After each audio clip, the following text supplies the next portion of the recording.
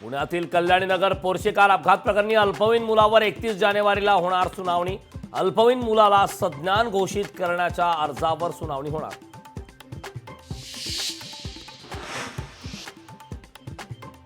मुख्यमंत्री कोण होणार याची चुरस वाढली। राज्यभरात ठिकठिकाणी एकनाथ शिंदे आणि देवेंद्र फडणवीसांच्या समर्थनात समर्थकांकडून अनोख्या पद्धतीने आंदोलन।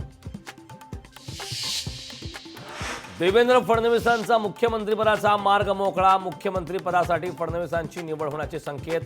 शिवसेनेकडून शिंदेंनी एक पाऊल मागे घेतल्याची माहिती।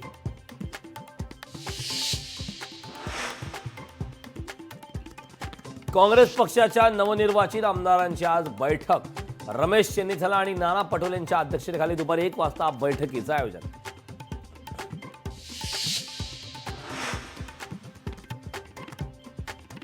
एकनाथ शिंदे वर्षाऐवजी ठाण्याच्या घरी मुक्कामी। कार्यकर्त्यांची गर्दी पाहता शिंदेंचा निर्णय। शिंदेंच्या घराबाहेर आज कार्यकर्त्यांची गर्दी होण्याची शक्यता।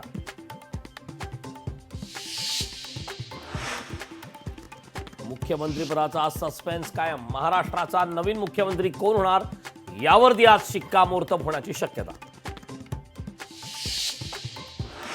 महायुतीची विधिमंडळ पक्ष बैठक लांबणीवर। भाजपची बैठक गुरुवारी किंवा शुक्रवारी होणार असल्याची सूत्रांची माहिती।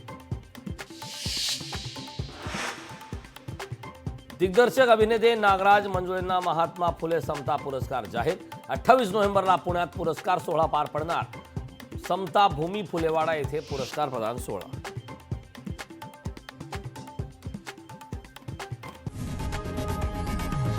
लोकशाही मराठी ऐका, पहा, जागरूक रहा।